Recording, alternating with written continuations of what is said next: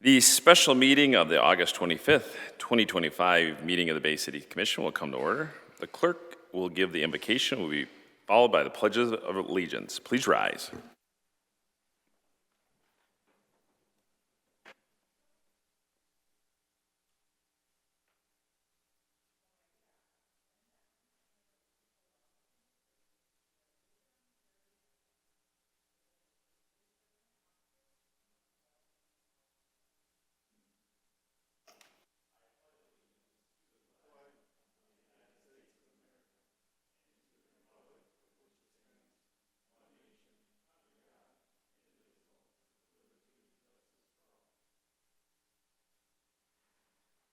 Roll call vote, please.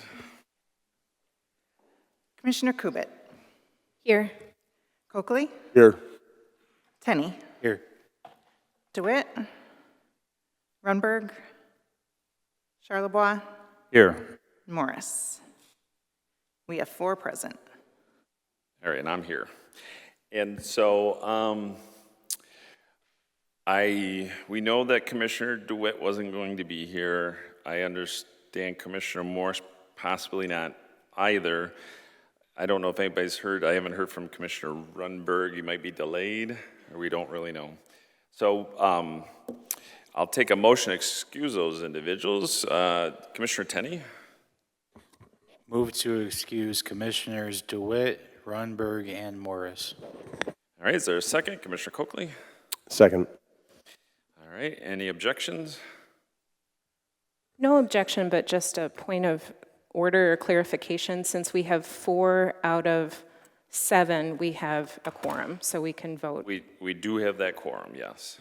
Thank you. Yeah, if we had actually heard from any one of those, other than Commissioner DeWitt, I might wait, but we might be waiting for a little bit longer. We asking these folks for their time, and so out of respect for their time, and we do have a prompt schedule. We did have one individual drop out, as Melissa Secor had dropped out from tonight's presentations. So we do have 6 on the docket. And we do have, what we'll do is that round robin. I know Commissioner Kubit, you were part of this recent round, so you're kind of familiar with it. So we'll start with the first question, work our way through, and then rotate the questions as we go through the interviews. So we're going to ask Mr. Andrew Turner to come forward as our first interviewee for the 5th Ward Commissioner seat. Here. Right there, perfect. And then make sure the green light is on. Okay. And so, so again, thank you for being here tonight for the 5th Ward City Commission interviews. We're excited to hear from each and every one of the candidates who've stepped up to serve Bay City. So there's, again, 6 interviews, and then 15 minutes have been set aside for each interviews. So there are 10 questions, and to help us keep on the schedule, so we ask each candidate to keep their answers to around 2 to 3 minutes for each question. So we're going to get started with our first questions. Commissioner Kubit. Yeah, thank you, Mr. Turner, for being here. Thank you. What qualities, experiences, or strengths do you bring that would make you a strong addition to the commission? Probably the biggest thing for me would be the military service. It's something I learned quickly in that we're taught service before self. You know, I've worked as a poll worker here in Bay City. I've served helping out with the homeless. I've helped out with fellow veterans and disabled here and in Saginaw, DC, many other areas. I've worked as a lobbyist on Capitol Hill for people with disabilities and with other veterans. You know, it's something that I've kind of just taken to heart from early on in my service was service before self. And so I've always kind of thought that this would be kind of the culmination of that.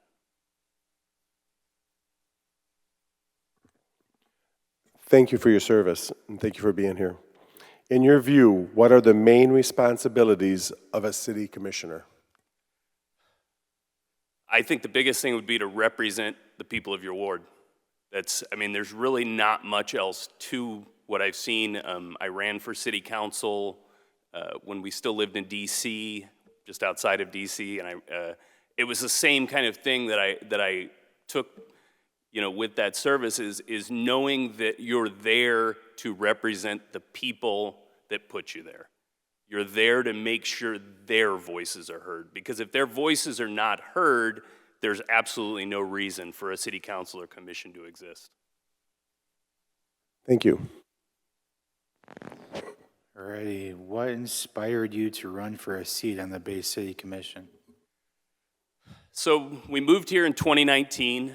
I was incredibly politically active in the DC area after living there for about 10 years. When we came out here, I had really thought I need to do something here to be involved. I started out in 2022, I worked as a poll worker. Prior to that was the peak COVID, so I really didn't have a lot of a chance to do much of anything. And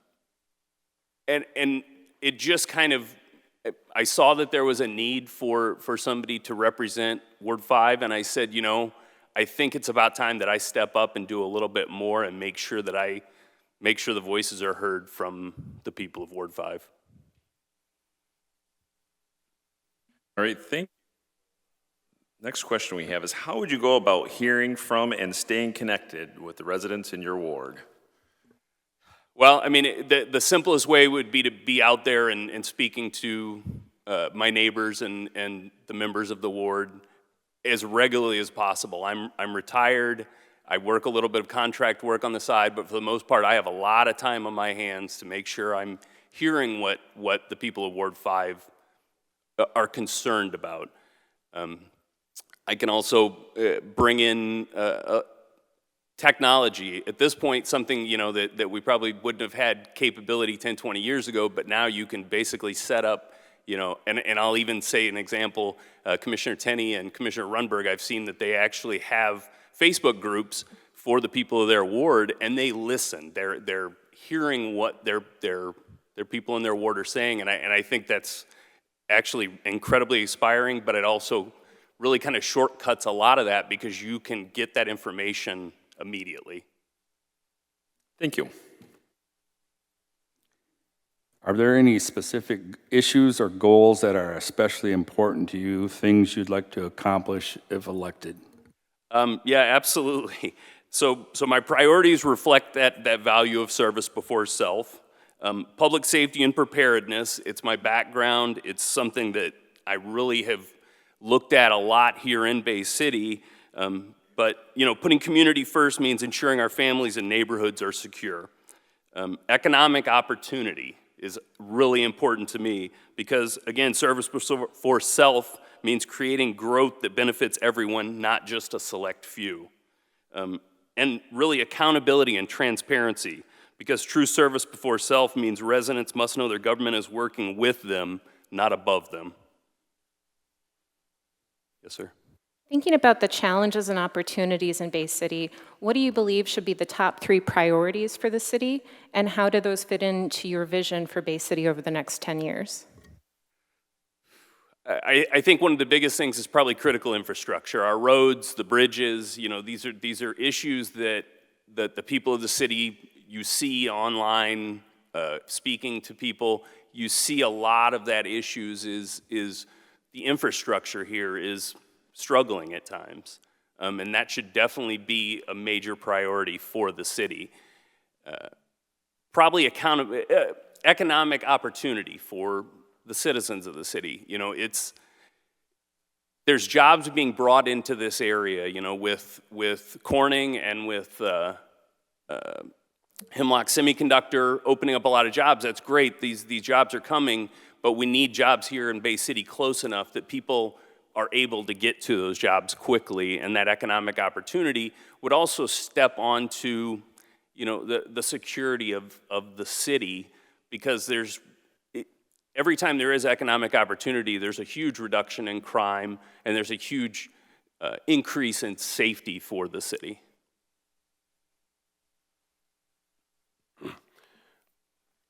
We know infrastructure is a top concern for many people. How would you decide which projects to prioritize? This is where it gets a little bit difficult. a lot of that is just kind of reality, is what is in the budget, what's available, what kind of grants are out there from the, that the city can work with for the state and federal grants that might actually be able to improve those, and improve the roads, work on any other major projects.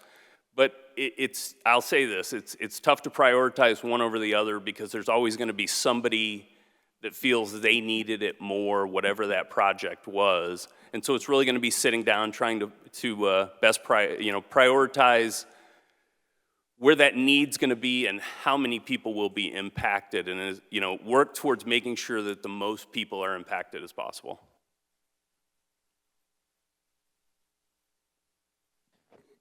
Working with others isn't always easy. How would you collaborate with fellow commissioners or city staff when you disagree on the best way forward? That's one thing I'm great at. It's something I, again, learned military service. It's tough because you're dealing with people from so many different backgrounds. And so you learn to be a team player. You learn how to step up and work alongside others without bad-mouthing them, without doing something that is going to bring disrespect to the body here. You're always going to work towards finding that common ground and common solutions. Perfect. So can you share a time when you've had to make a difficult decision that put the needs of others above your own? I mean, it happened quite a lot. Again, I can fall back on my military service. This was just a common thing. You always had to look out for those, for much of the time in, I was an actual leader. I was an enlisted leader, but I was still a leader, and I always had to look out for those that were working for me and making sure they excelled, making sure they were the ones that were being given the accolades and everything, and making sure that they had the opportunities to improve. And so, that was one of the biggest things I always had to look for, was making sure those opportunities were there for them. Thank you. Before we wrap up, do you have any concerns about serving on the commission, and do you have any questions for us tonight? I wish I did. I don't. I watch typically every other Monday. I watch the group here. I've followed a lot of y'all online just to find out more about you over the last few months. This wasn't a peak thing. I was actually thinking about running for this office. And so I was kind of trying to get a better understanding of how everybody worked here. So I don't really have a lot of questions. I feel like I already kind of understand how the commission works pretty well. Okay, thank you. Thank you. All right, thank you. That's all for right now, and we'll be making a decision later on this evening. All right, Mr. Zanotti, you are up next. And we're almost right back on, well, we are back on schedule. How about that? Hello. Mr. Zanotti, thank you for being here. What qualities, experiences, or strengths do you bring that would make you a strong addition to the commission? Well, I think some of my past service on the school board, for quite a few years I've served the city on the Board of Review. Enjoyed that. I've put a lot of time in Little League and programs for young people, youth ministry at my church.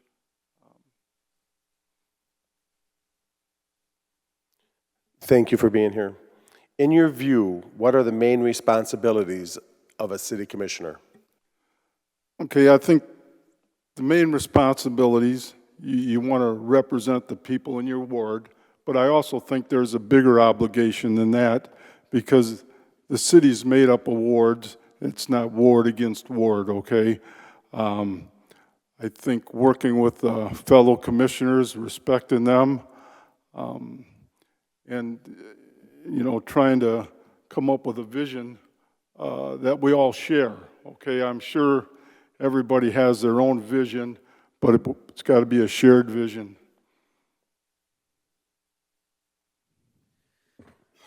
What inspired you to run for a seat on the Bay City Commission? Okay, like I said earlier, I've been involved with the Board of Review, which isn't a overwhelming commitment. I think we have our meetings in March and then July and December, so it's not an overwhelming commitment. But every time we have those meetings, the people that have issues with their property taxes, you talk to them and you see where they're coming from. You see what their problems are. You see the struggles people go through. We just had, it's August, the July meeting. I don't even know, I would have never realized this if I'm on there, the number of exemptions we have for disabled veterans in this town. That all goes through that. And I think that just being with the people, and then of course, everyday life when you talk to people, what their concerns are, what's bothering them about the city, issues they have. You guys are aware of what those are, but there was an opening and I thought I didn't want not to have anybody apply, so I threw my name in the hat. Perfect, thank you. So how would you go about hearing from and staying connected with the residents in your ward? Well, I kind of like a people guy. I like to talk to people. I don't like to sit around. You hang out with people, you hear what they're thinking. Still live in South End, still live in a pretty good neighborhood where, you talk to your neighbors, you talk to their friends. And I think that's the best way, as much as you can do, face to face. Most important thing, I think, as a commissioner, even if you don't have the right answer, if somebody gets a hold of you, you need to get back with them, okay? You need to get back with them and listen to their concern. I think you guys are all aware, you can't fix everything, but you got to at least listen to them and understand where they're coming from. And I think in most cases, if you're honest with people, they'll accept you. Okay, they'll buy in, even if you can't totally fix what is bugging them. Thank you. Are there any specific issues or goals that are especially important to you, things you'd like to accomplish if elected? Probably the answer you'll get from all the people you interview here tonight. Of course, we want a safe area, okay? We want an area that's safe, friendly, all the stuff you see in a Disney commercial. But I think the important thing, and I said it earlier, I think, and I've been here before, just on different boards, I think when you have commissions or a group of bodies, the way we're structured, a strong city manager, and basically the 9 commissioners leading the city, I think that we have to share our vision, okay? We have to have some good planning so we can share a vision. And then I think a lot of our problems is we have to respect each other, okay? Because at some point, other than the guys that are appointed, some point everybody here got elected. So they're representing the people. We have to go out of our way to make sure that we're respecting each other and respecting each other's point of view. I mean, that doesn't mean we can't disagree, but we got to respect it, okay? Thank you.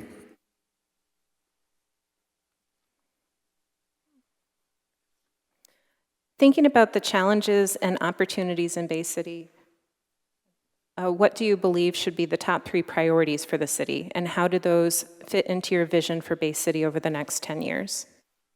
I think the first thing is we have to stabilize and increase our population, okay? And I think by doing that, then what falls in place to do that, the affordable housing, the safe city, those kinds of things. But I think in our area, population is, we're not increasing, okay? If you look at what's happened in the school system, you know, how many students were down in our schools. I think population's a key thing for us, and all the stuff that stacks up against that as far as affordable housing, jobs, and all that falls in line. But we gotta get some young people to stay here and come back here. Other than that, I think you guys hear it every day. The three things I hear a lot of talk about are the bridges, a lot of concerns with, you know, the rundown houses in neighborhoods. You know, you can go to a neighborhood, I mean, they put it in our newspaper that I was applied for this, and I had a good friend, and luckily he's not in my ward. I told him he was 2 blocks out of my ward, but sent me some pictures of a house next to his that is just not junk in the yard and stuff like that. And then safety. I think safety in our community.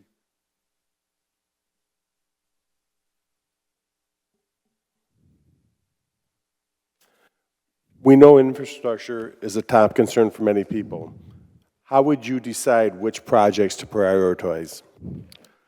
Well, when you look at the budget, there isn't a whole lot of money for infrastructure projects from what I saw in last year's budget.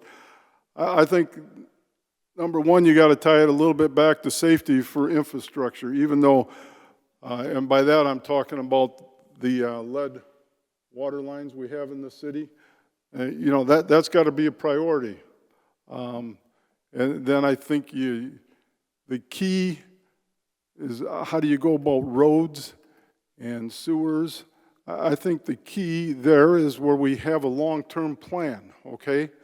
So if somebody wants 28th Street or Lincoln Street needs to be repaved, and, you know, we're doing McKinley, but that you have a plan.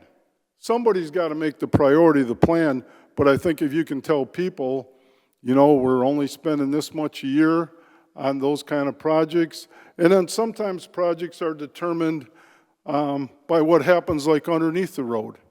If you have a sewer collapse, you have to do the sewer, and then you do the road at the same time, those kind of things. So I think you got to depend a lot on city staff and knowing what the condition is of the infrastructure out there. Working with others isn't always easy. How would you collaborate with fellow commissioners or city staff when you disagree on the best way forward? I think basically respect, and I think that you know, you can't take a person's position personal, okay? I think in your heart you got to believe everybody's trying to do the best they can, and if you kind of live by that, you know, you respect each other. And I mean, you know, sitting on that board of review, we're a pretty diverse group, you know, and we had the gal, she's got off. I don't know, Chris, if you know how long Ann served on that, but I don't know. I think she was into her 80s and still served on it, okay? And she came from, I'm going to work hard, I'm going to pay my own bills, and then you had guys that were a little bit more lenient, okay? But we all did fine. We made our decision and moved on. It was a different perspective. But how could you ever sit there, even though you might disagree with her on a discussion, how could you not respect her for the time and effort she put in to her city for, I don't know, 40, 50 years? I mean, it was a long time. But yeah, you got to work hard on the respect thing, and you got to work hard on trying to understand people and put yourself in their shoes. A lot of it's common sense, okay? All right. Can you share time that you've had to make a difficult decision that puts the needs of others above your own? Yeah. I don't know if I was ever a hero on anything with that kind of question. I basically have lived in Bay City since 6th grade. I've been married for 52 years. A little bit of effort in marriage to stay married. Raised five kids, all went to Bay City schools. Got our kids, worked for my family, then worked for the community in ways I saw fit, either through church, and I guess probably the biggest sacrifice I maybe made was maybe with my time. But I never gave anybody $1 million or anything like that. That's good, thank you. Thank you. One more question. One more question. I just thanked you for the answering. This was a tough one. Before we wrap it up, do you have any concerns about serving on a commission, and do you have any questions for us tonight? I don't have any concerns to serve on a commission. I think the commitment's a year from this December. I think I'm still working like 3 days a week, kind of like for something to do. My health is in pretty good shape, and I mean, I want to. I want to continue to be proud of my city. I mean, I don't know, and if you guys are sitting up here and the complaints and figuring out the budgets and stuff, I mean, we got a pretty good place to live, okay? I mean, there's some good stuff happening, and I think sometimes we lose sight of that, okay? But I mean, overall, there's a lot of good things happening. City staff, probably over the last 5 years, I've worked with, my son and I bought an old house and renovated it. I work with the building department. A great experience, okay? Like you guys know, I'm on a board of review. I mean, Wade, those guys are doing a good job. I remember 10 or 15 years ago going to those meetings and you didn't know if you were going to be safe, okay? And no, I'm telling you, it's a very respectful thing. Don't always make everybody happy. Nobody wants to pay taxes, but there's a lot of good stuff going on in the city. Had a water line replaced for the lead thing. Worked with the water department over there. I mean, we have a lot of good things going on. I don't think a lot of people understand the complexities of a city. You know, you have police, fire, infrastructure, sewer, trash pickup. I mean, it's huge, okay? But I'm proud to be in Bay City. I hope I spend the rest of my time here. And I don't really have any questions for you guys. If you give me the appointment, I'll have a lot of questions. So right now, I'm good. Thank you. Thank you. All right, thank you, Mr. Zanotti. All right, what time is it? We're moving right along and we're on track. So Mr. Paul Young is the next candidate. Come forward.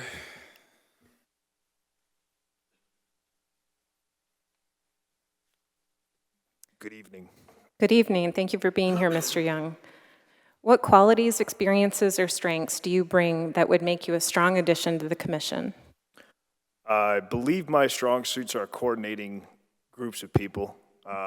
At my current position at the company I work at, we have multiple people that travel the country. I was one of those up until recently. I've slowed down my travel.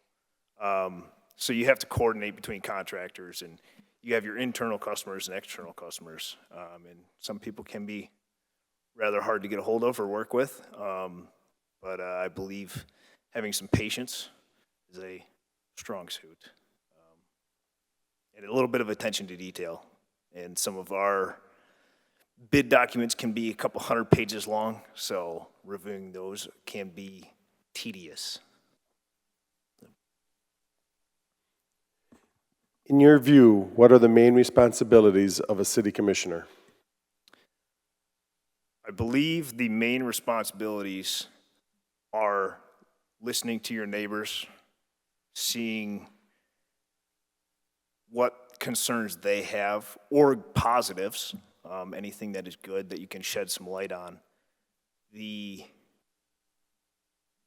planning out some of the infrastructure upgrades or approving any budgets that are necessary is also a key responsibility. What inspired you to run for a seat on the Bay City Commission? I have known actually Cordell for quite a few years. I don't know him all that personally anymore. I haven't talked to him in a couple of years, but I remember when he ran. And I was actually going on to make a complaint on the app to get some trees trimmed up, and I saw that it was posted on the front page of the city website, so I said, hey, I'll give that a try. I know a few of us over the years maybe have been a little critical of some of the commissioners when the whole bridge disaster, maybe we'll not call it a disaster, but the whole bridge issue was a thing. And maybe it's a time to really see how the inner workings go, to fully understand how decisions are made. All right, thank you. How would you go about hearing from and staying connected with residents in your ward? From the sounds of it, social media seems to be the best tool. Haven't used a whole lot of Facebook over the last couple of years, but I used just enough to stay in touch with some family and even some of the city issues. AC Electric does a phenomenal job of their website or of their Facebook page, letting people know what happened or some concerns if you want to report those. I understand that commissioners get a phone number and an email address that they monitor. I don't know if that's the full extent of it, but again, maybe some of the questions to answer down the road. Perfect, thank you. Are there any specific issues or goals that are especially important to you, things you'd like to accomplish if elected? Kind of falls along a lot of the other ones is the infrastructure.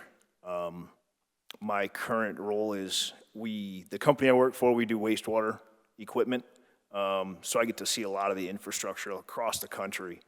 And the roads are a big one. You got to also have some clean water and you got to clean up the dirty water. So a lot of those things are on my personal list. I'm sure obviously things can change on what your neighbors or what the residents of the city would like to see done. Yeah. Thank you.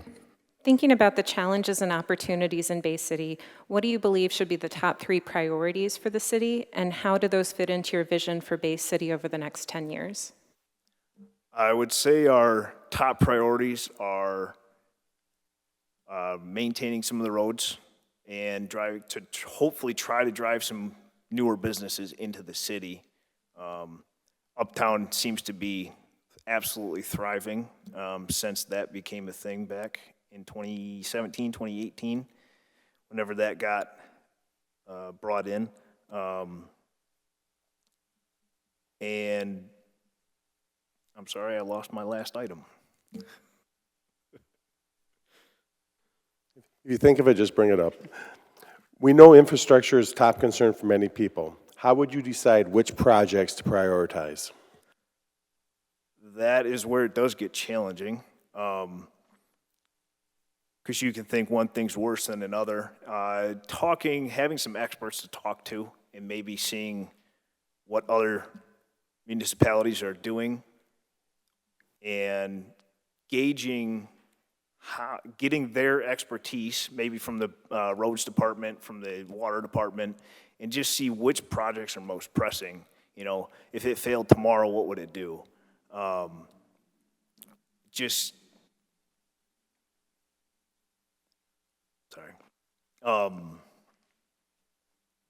Getting the things in order to be most informed and do some research to make a decision and maybe rely even on your fellow commissioners to make that choice.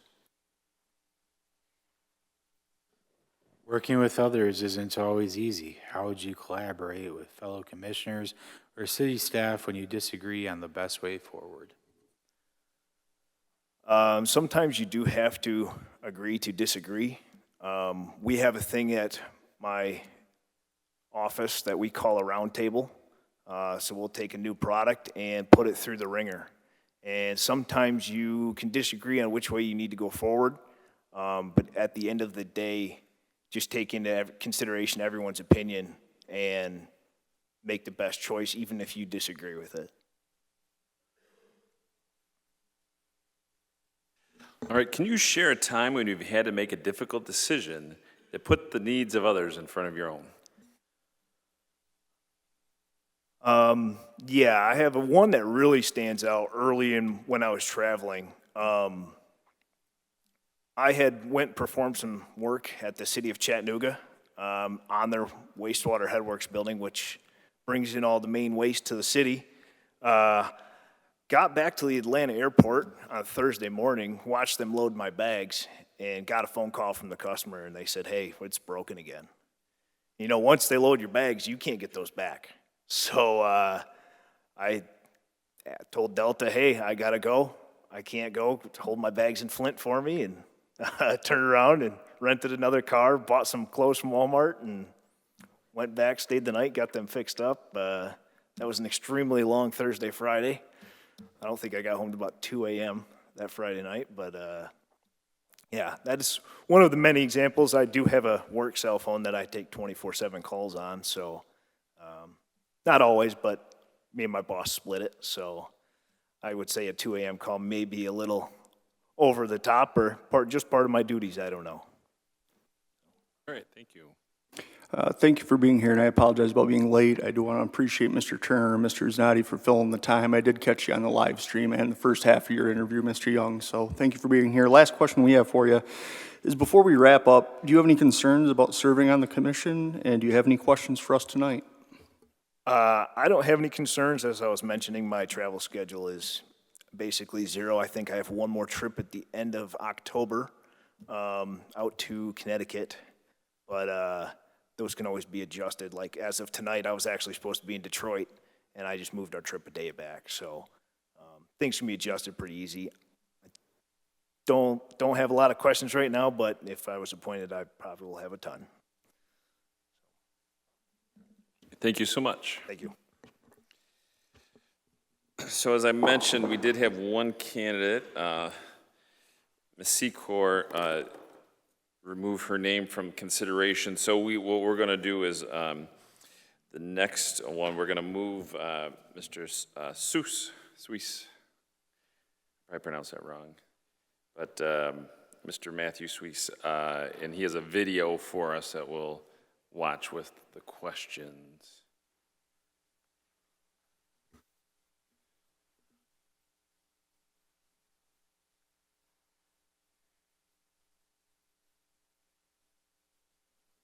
But his is for commissioners in the very last in the packet, just so you know.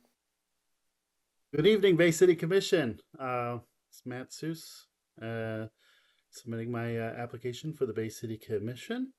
So I'm just going to try to do this all one shot and one video. So wish me the best of luck. So question 1, what qualities, experiences, or strengths do you bring that would make you a strong addition to the commission? So I would say first, right now, I work and have worked since 2018 as a legal services attorney with Legal Services of Eastern Michigan. I currently work now as a consumer and bankruptcy attorney, helping those, specifically with a focus on helping those who are facing mortgage or tax foreclosure and saving their homes in foreclosure.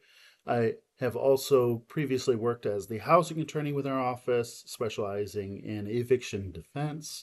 I'm also very familiar with real estate law. In law school, I took classes on land use development, zoning, takings clauses, cases, all the different things that areas of law that a municipal corporation might engage with. Well, maybe not everything. I don't want to be that broad, but yeah, so essentially work with clients who are at or below 200% of the poverty line, servicing those who wouldn't be able to afford an attorney on their own, and yeah, it gives me great pride in work in that role.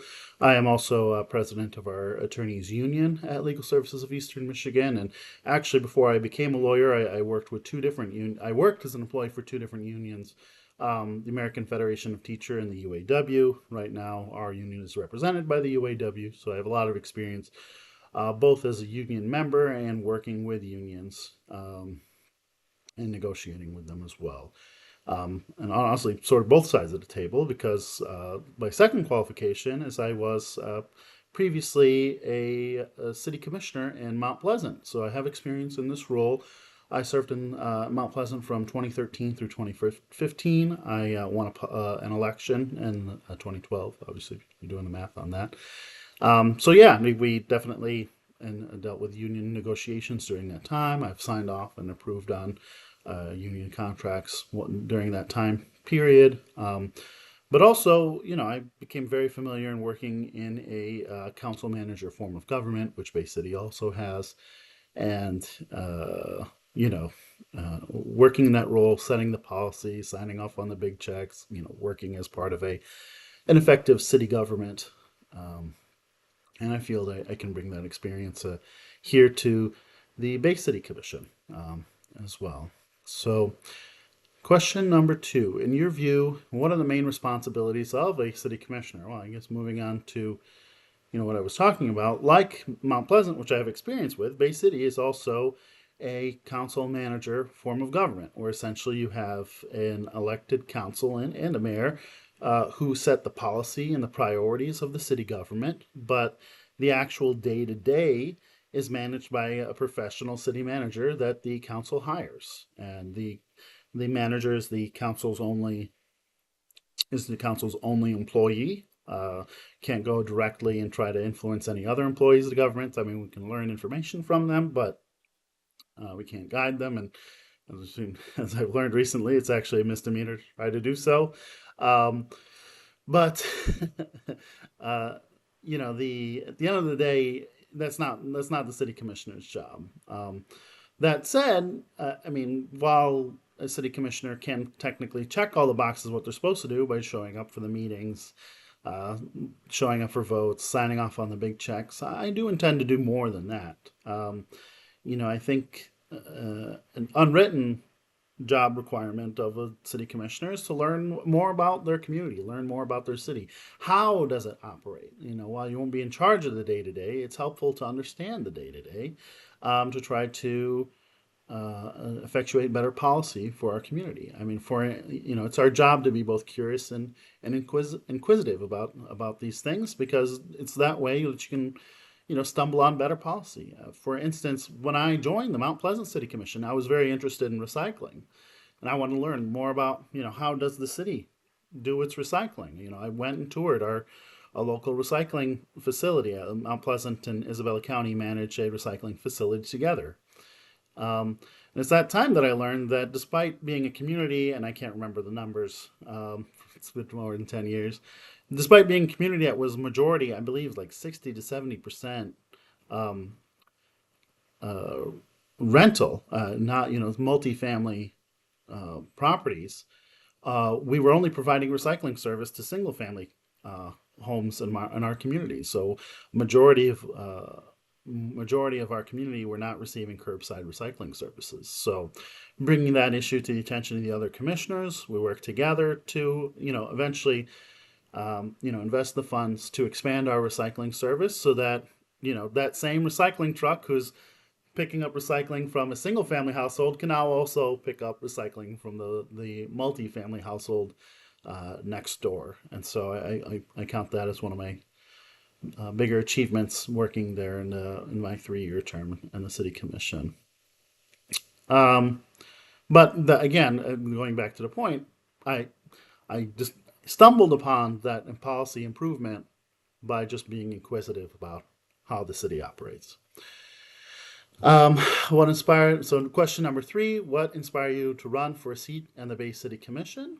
Well, serving on my community has always been important for me. Like I said, I've done it before in Mount Pleasant, but it also guides my my job as a legal services attorney, having a job, having a role where, have understanding the purpose of why I'm doing it, what the benefit to society is, being able to sleep well at night, knowing that what I'm doing, better benefits more than just myself. I feel like is something that I need to be able to motivate me.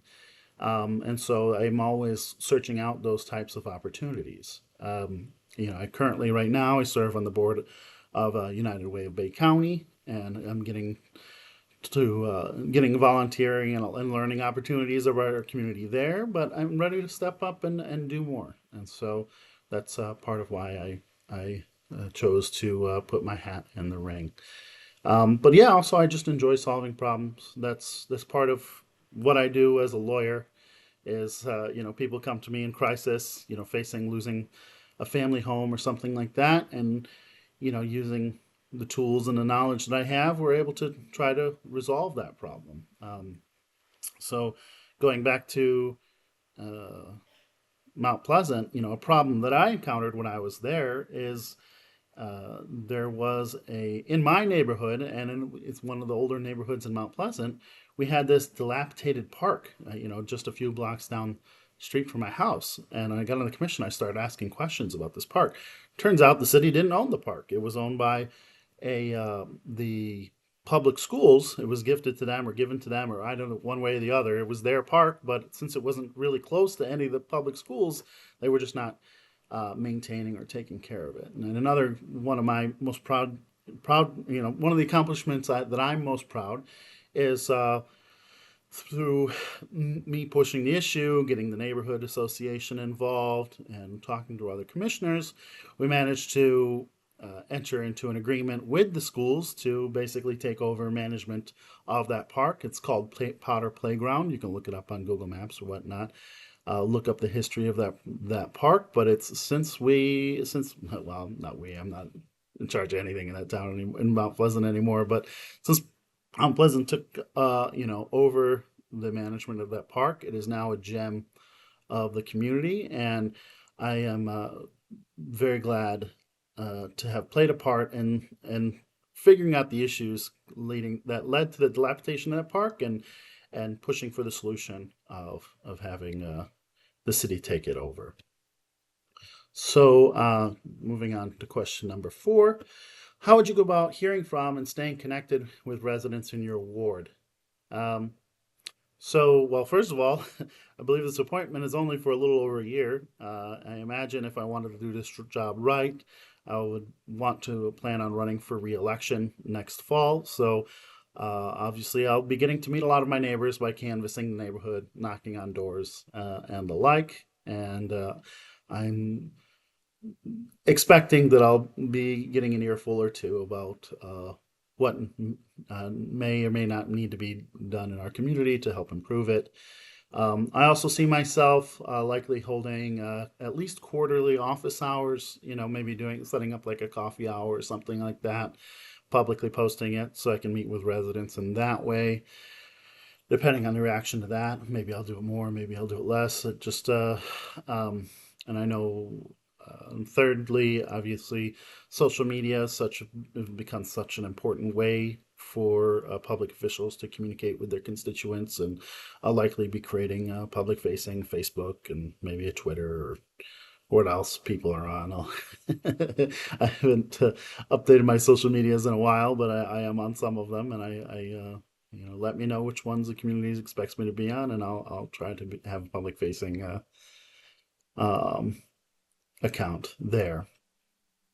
So question number 5, are there any specific issues or goals that are especially important to you, things you'd like to accomplish if elected? Well, I would say, just based on my observations of city commission hearings in the past and just seeing the media, I believe that I can help play a role in restoring Bay City's image as a respected and professional municipal organization in mid-Michigan, and be less in the news for outlandish antics at city commission meetings, and more in the news for just great things happening in Bay City. And as a community that should be attracting more residents and bringing more people here to Bay City. What the world sees outside, what those outside of Bay City see and hear about Bay City matters. And I hope to restore the decorum, help to restore the decorum of this commission. Second, speaking from experience, I believe that the city can do more to preserve affordable housing in our community through code enforcement. When I was the housing attorney, when I was serving the housing attorney at Legal Services, I regularly ran into a situation where Bay City landlords would be in non-compliance with Bay City's code, and rather than seeking enforcement actions or anything like that, would just constantly receive notices that weren't really much of an effect. That said, I haven't done it for a few years, so maybe things have changed. And I hope that they have, but from what I've been hearing in the commission, there's still a lot of concern about our code enforcement. And honestly, I doubt it's an issue with the code enforcement office. My guess is likely either a policy issue or a resources issue. And I believe I think that's something that I would like to dig into. It's an area where I have a lot of expertise, and if we do end up crafting a policy solution, I believe I can be invaluable as a part of that conversation. But yes, housing is such an important issue, and just knowing, where Bay City is right now, if we don't take action before things get bad, things can get bad. And so this is, it's an important issue for me. Sorry for the disruption. Question number 6, thinking about the challenges and opportunities in Bay City, what do you believe should be the top 3 priorities for the city, and how do those fit for your vision for Bay City over the next 10 years? I would say, at the end of the day, Bay City needs to be able to attract more businesses and more residents, more activity. There's, based on all, the assets that we have as a community, both like the physical assets and the human capital that we have, there's no reason that we should be losing population every year. And so, some of my priorities, again, should be encouraging development, protecting single family and our renting housing, residential housing, attracting new residents, attracting businesses. And our 10-year goal should be an increase of population. If we're doing everything right, we should be seeing an increase in that number. So I would say those would be some of my priorities. So number 7, we know infrastructure is a top concern for many people. How would you decide which projects to prioritize? I would just say, first and foremost, I doubt I would be in charge of single-handedly making any decisions on what we prioritize, right? I mean, we have a process. Pretty much every municipality has a process for identifying and its infrastructure and what needs replacement, what needs repair, and that type of stuff. I would say, looking what we have, Bay City has a capital improvement. We have a capital improvement plan. We have a transportation asset management plan. We also have, great tools for identifying smaller issues with our apps and that type of stuff. So, I think, sticking with and developing our long-term plans for asset management make a lot of sense. That said, I will say, living on the south end, I have experienced a lot of power outages in the past few years. So, and I know that that's been an issue that's addressed by this commission in the past, but knowing South End issues, if we continue to see power outage issues, I know that's one area that I would want to revisit to make sure that our utilities providing safe and consistent service throughout the city. Okay, so moving on to number 8. Working with others isn't always easy. How would you collaborate with fellow commissioners or city staff when you disagree on the best way to move forward? I would say, as an attorney, part of my job is dealing with disagreement. That's the whole basis of a litigation is you're in a dispute, and most cases resolve in settlement. And that's because attorneys become specialists in settlement and conflict resolution. And Myself, I'm a certified, I took classes to become a certified mediator.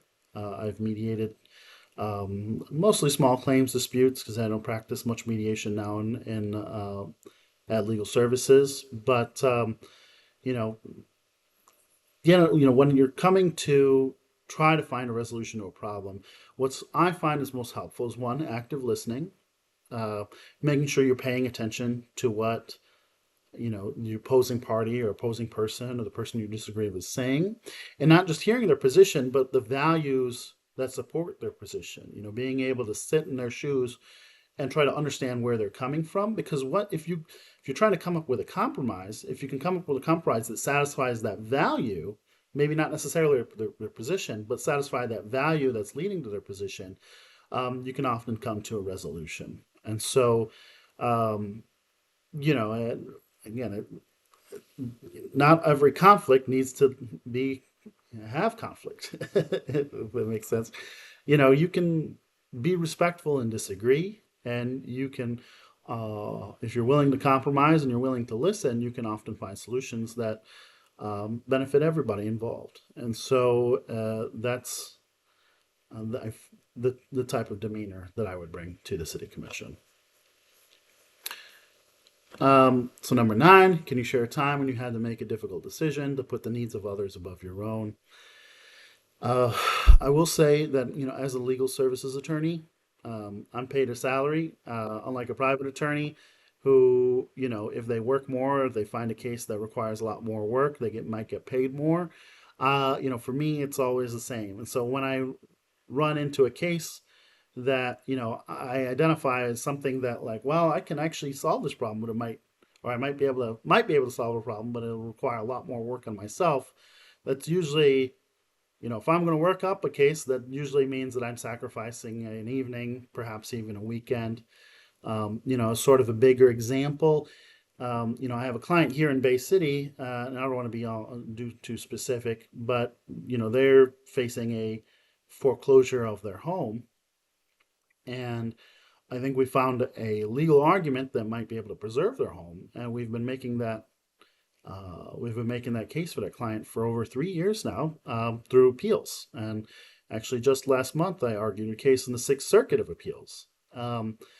Considering that arguing appellate cases isn't necessarily part of the legal services job description, I mean, that's meant a lot, years worth of weekend brief drafting, discovery work, the type of stuff that requires a lot of time and that I'm going to have to do after hours because I have my regular clients that I work with throughout the day. And while it is a great personal challenge to take on tasks like that, it's, at the end of the day, it's worth it because I'm helping to save a client's home. But if I can create good precedent, I might be able to enable others to save their homes as well. And so that's what's worth it for me at the end of the day. If I've got to put in the extra work for a good result, I'm willing to do so. And so, I face that conflict all the time of personal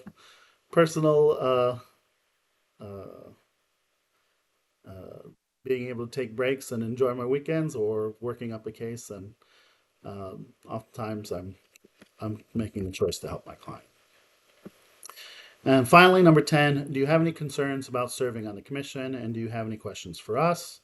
I would love to be able to ask you all questions, but of course I'm remote. And apologize for my lighting situation. I couldn't find the best spot here in this hotel room to record a video. But I guess as for my concerns, I don't really have any.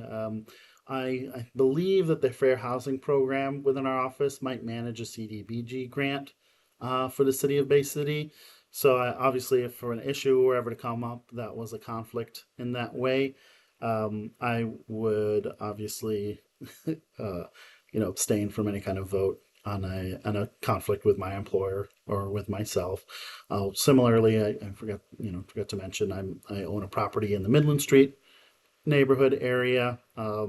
Anything that would benefit me individually as a property owner in that area, I don't think anything would like that come up. But it's another thing I would abstain from voting on. But that's about it. So no major concerns. But anyway, I tried my best to be succinct in my responses. I wish you the best of luck in your decision, and thank you for the time, for taking the time to hear me out.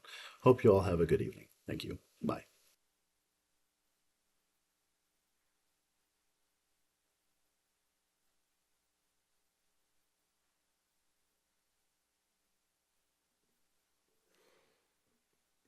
All right, we are back. I'll let the clerk get back in her seat. And our next interviewee is Kimberly Urban.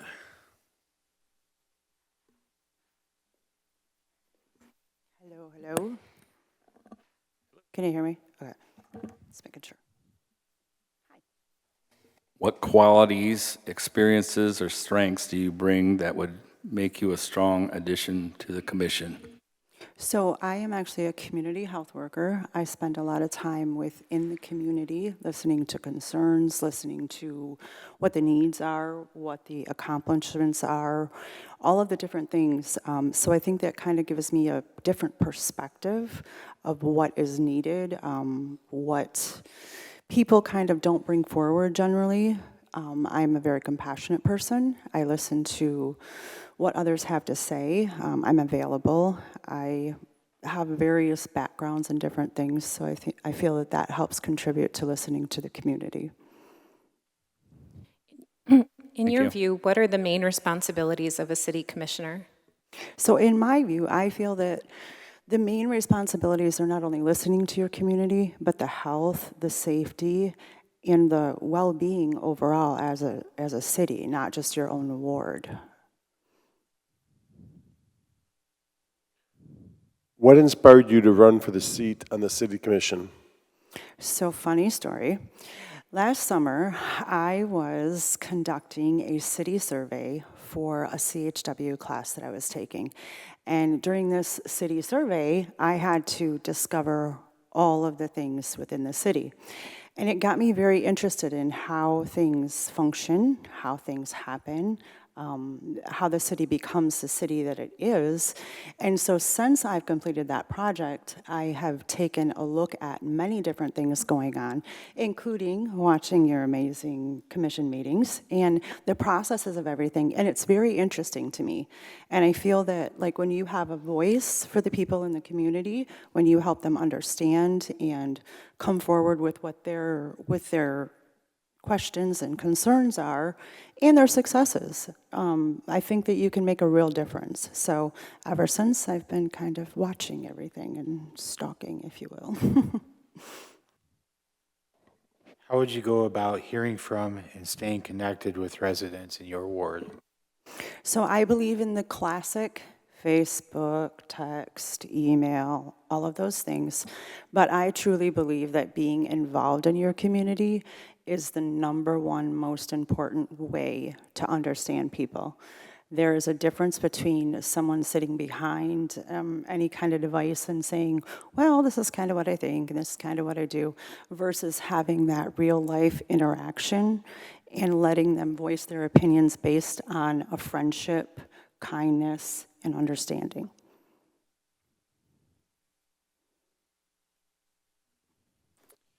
All right, are there any specific issues or goals that are especially important to you, things that you'd like to accomplish if elected? Yes, actually. I see a lot of things going on, not only in the commission, but like within the city, within different communities. It doesn't matter the ward, it doesn't matter anything. It just seems to be a kind of a different thing, a theme. My main focus would actually be togetherness. I have seen so much of a city that's divided by so many different issues. And I'm not sure yet if it's come from lack of understanding, lack of communication, lack of seeing each other's perspectives, or lack of ability. Sometimes we don't see what the constraints of certain decisions are, and so that can be frustrating for people. I think that togetherness is so important. Otherwise, there's just mishap and nobody understands each other, and we have situations happen that just are not all that great. So Thank you. Thinking about the challenges and opportunities in Bay City, what do you believe should be the top 3 priorities for the city, and how do those fit into your vision for Bay City over the next 10 years? So I think the top 3 priorities should be understanding, respect, and growth. When we understand what the community needs and we understand what the priorities are to contribute to the growth of the city, we can accomplish a lot. And by doing that, we would be listening to the citizens, listening to our ward, and knowing what they would like to have happen, and finding a way to help within reasons in the abilities of the commission to help make that happen. We all know there's only certain things that can actually happen within reasonable means. But I think those are the 3 things that I would focus on the most. And what would that look like? It all depends on what would come forward as far as, you know, the needs of the community. Thank you. We know infrastructure is a top concern for many people. How would you decide which projects to prioritize? So that's a tough question because there's so many different things. We have bridges, we have water lines, we have all these different things. But the one thing that I always think to look at is what is the best for the greater good? What would help the most amount of people with what we have? We cannot come up with a budget that doesn't exist. We cannot come up with funds that don't exist and just have this idea that we can do everything. So what would be the greatest benefit for everyone? And proceed with that. Working with others isn't always easy. How would you collaborate with fellow commissioners or city staff when you disagree on the best way forward? I actually am kind of different in this perspective.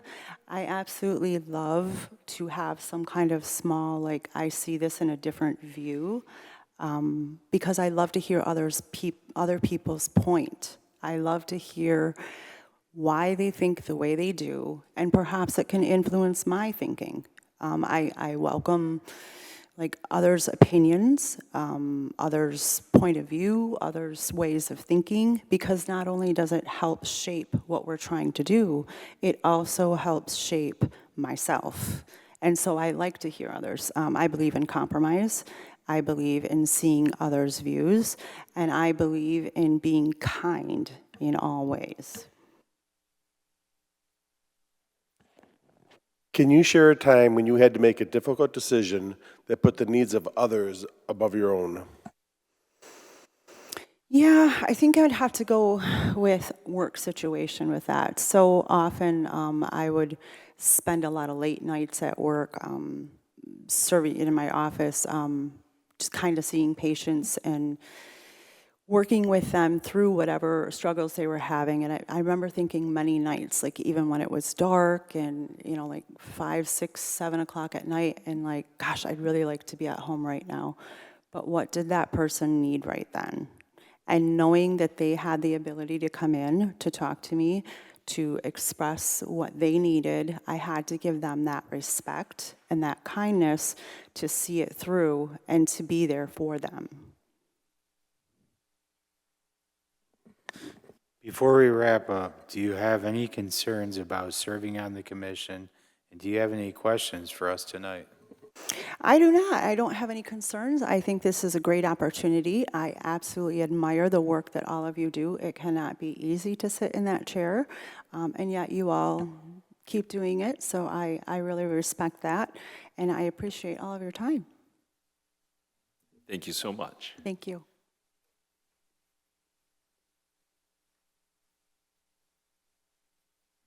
And then our final presentation, our candidate for tonight, Kelsey Myers.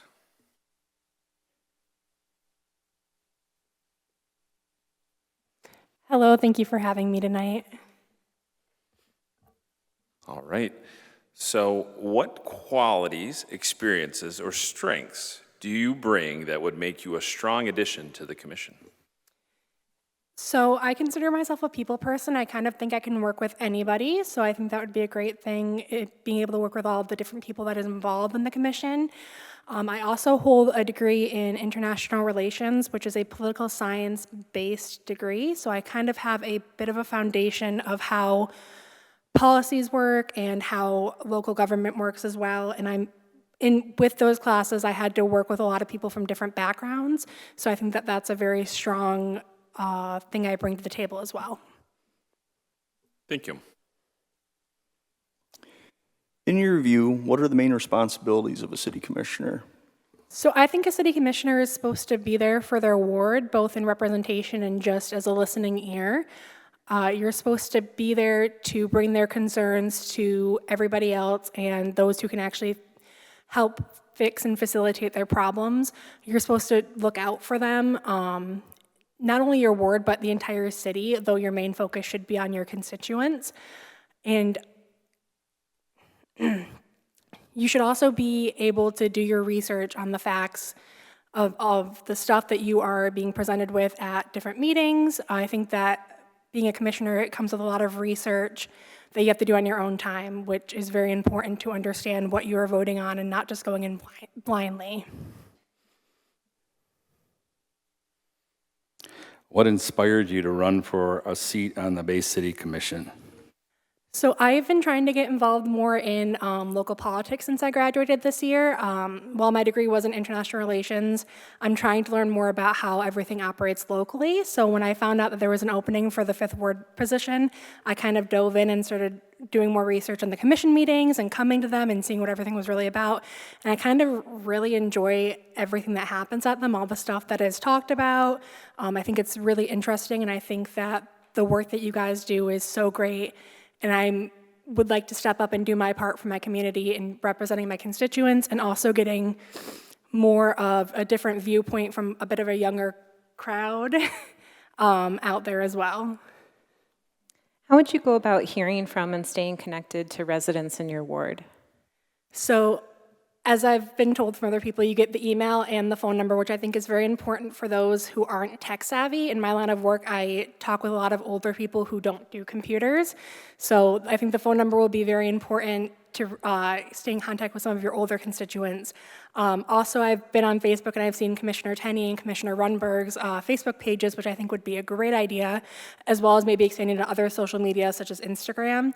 And I recently had the privilege of attending Commissioner Tenney's 4th Ward Block Party, which I thought was a really great way to get out and meet his constituents. So if I were to become 5th Ward Commissioner, I would like to host events where I can meet my constituents and meet those in my ward and the city itself, not just in my ward, and hear about what they're concerned about and what they're happy with, so I can kind of give it an idea of where to go with things. Are there any specific issues or goals that are especially important to you, things you'd like to accomplish if elected?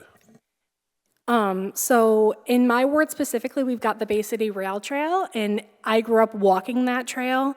I've noticed in the past couple of years, it's kind of started to get in a bit of disarray, and there could be some improvements that could be made to it, as well as some beautification projects. So that's something that I would like to do specifically for my ward, but I would also like to make sure that we are maintaining all of the city's parks, because I do know that some parks, such as Burney Park, haven't been being maintained as well. So that is one goal that I think is really important, to give our people the outdoor spaces to go for their physical health, for their mental health, to get the kids out and about. So that's kind of something that's near and dear to my heart. Thinking about the challenges and opportunities in Bay City, what do you believe should be the top 3 priorities for Bay City, and how do those fit into your vision for Bay City over the next 10 years? As a lot of people have mentioned here today, the infrastructure, a lot of the roads aren't the greatest and could use either redoing, or we're just patching up spots that are gonna fall apart again in a couple years, so it should just be redone in the first place. So hopefully trying to work some more of that into the budget. I know that we do have infrastructure problems with like the pipes as well, that might take more of a priority, but I do think having safe roads where you're not gonna blow out a tire on a pothole is very important for our community. I also think housing affordability is a bit of a problem. Coming up with the younger generation, there's a lot of people my age who can't afford to buy or rent their own places because everything is so expensive. So I think that maybe offering more resources for subsidized housing, or just getting people more in contact with the resources they need to find the places they need to go would be great. And then, as I already mentioned, the beautification of the parks and the maintenance of the park, I know that we already have budgets set aside for that stuff, so making sure that it's allocated to the right parks and the right projects in those parks, I think, is very important, and making sure that it's actually being used and not just sitting there. So, as mentioned, we know that infrastructure is a top concern for many people. How would you decide which projects to prioritize? So as I mentioned earlier, I think research as a commissioner is very important. So the first thing that I would do is do my research into all the different projects that are being laid on the table, trying to figure out which ones are more cost effective, which ones the community wants more, which ones we need more. Just because we want better parks, it doesn't mean that we don't need the roads to be better first. So just doing my research, listening to my constituents when they tell me what they want, and offering them feedback of that's a really great idea, or maybe not, because we have other stuff that we need to do first, and not just leaving them hanging, thinking that they're not being heard, I think is really good. But mostly just doing research and listening to your constituents, I think, is very good. Thank you. Working with others isn't always easy. How would you collaborate with fellow commissioners or city staff when you disagree on the best way forward? So in college, I was actually on my school's Model UN club team class, where I had to work with a lot of different people on different committees trying to pass different things that weren't always the best. And I found the best thing to do was to try to find a middle ground with people and to try to see it from their point of view. I think it's really easy to just get stuck in what you want and what you believe, but you really need to be able to listen to each other and figure out where they're coming from, why they want what they want or need what they need, and try to find something that everybody is comfortable and agreeable with. Can you share a time when you had to make a difficult decision that puts the needs of others above your own? So being a little bit younger, I haven't had anything super major. As Mr. Zanotti said earlier, I've never done anything hero-like. But there was a time that I was thinking about earlier where it was 5 in the morning, I was sleeping in bed, I had just worked really late the night before, and one of my friends who doesn't drive, her parents drive her to work, their car didn't have the right tires for the weather we were in, and she called me at 5 in the morning and asked me to drive 45 minutes to get her and take her to work. And I knew that if I didn't, they'd be driving in unsafe conditions in their unsafe car. So I ended up getting up, going and taking her to work, going back to bed for an hour, and then going into work myself. So that's kind of what I pride myself in. If my friends call, or anybody really calls on me, I will drop what I'm doing to be there for what they need, and I like to think I would do the same thing for my constituents. Before we wrap up, do you have any concerns about serving on the commission, and do you have any questions for us? No, I don't have any concerns. If I do somehow get picked to be on the commission, I'll be very happy and excited to be here, and I don't have any questions for you guys.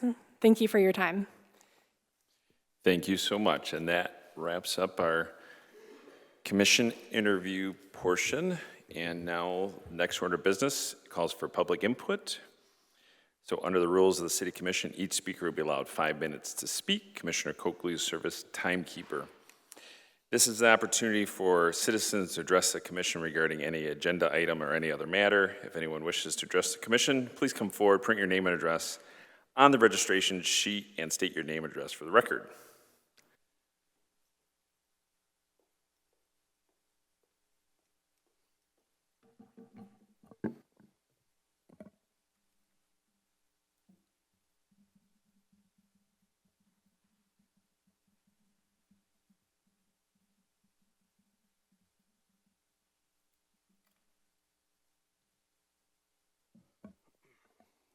Kevin Slatina, 2 9th Street. I'm here today to support a local citizen who I think would be a great candidate for the 5th Ward Commissioner seat and has the best interests of Bay City at her heart. I'm speaking of Kelsey Myers today. One of the qualities I admire most about Kelsey is her ability to navigate conversations with both grace and ease. In a time when public discourse can so easily become divisive, Kelsey brings a rare balance. She makes sure that everyone's voices is heard, but she also ensures that the person she's speaking with feels respected, valued, and truly listened to. That kind of mutual respect doesn't come out of nowhere. It comes from years of living and being a part of this community. Kelsey understands the people here because she is ingrained in this community. She's seen firsthand that not everyone thinks the same way, and she embraces that. She knows that good leadership isn't about agreeing with everyone all the time. It's about creating space for all voices to be heard and all perspectives to be considered. Kelsey just doesn't talk about community. She lives it every single day. And I believe that's exactly the kind of person we need in public office. Someone who listens, someone who leads with empathy, and someone who believes that respect is the foundation for real change. I've seen Kelsey give back to her community through various networks and groups providing support for different demographics who need it. So let's show some support for someone who supports all of us. I would like to end my time today by calling on you, Mayor Gerard, that since I currently do not have a commissioner for the 3rd Ward, that you represent myself and my constituents. And I want this to be known that I personally would like to see someone like Kelsey in the seat of the 5th Ward. Thank you. Thank you.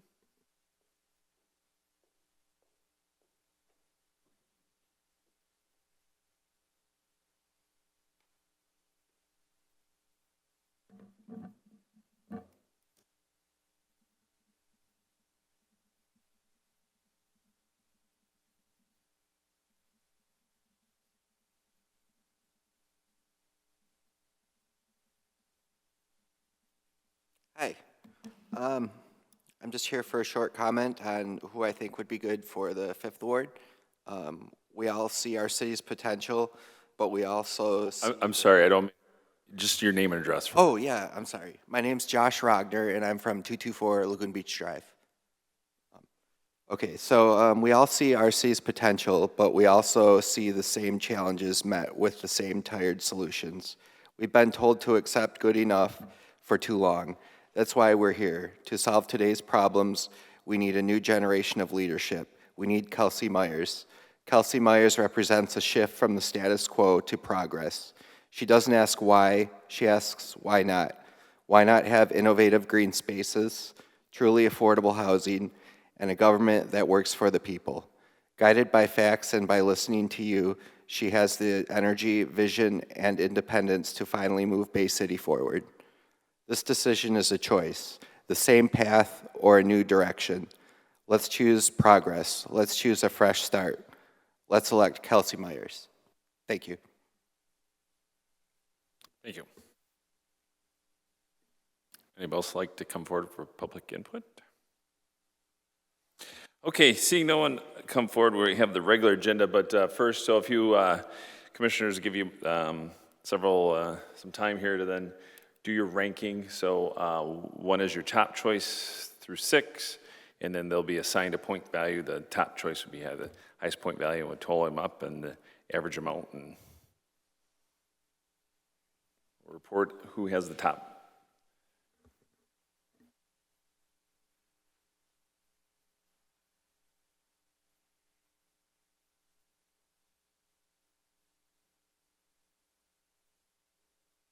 Just point of information for clarification. Top choice is a 1, all the way down to the last choice is a 6. Yep, rank choice 1 through 6. Top choice is 1. Yep. Last choice is 6. Do we have a scoring sheet this time around, or are we just using the agenda? Flip over your agenda.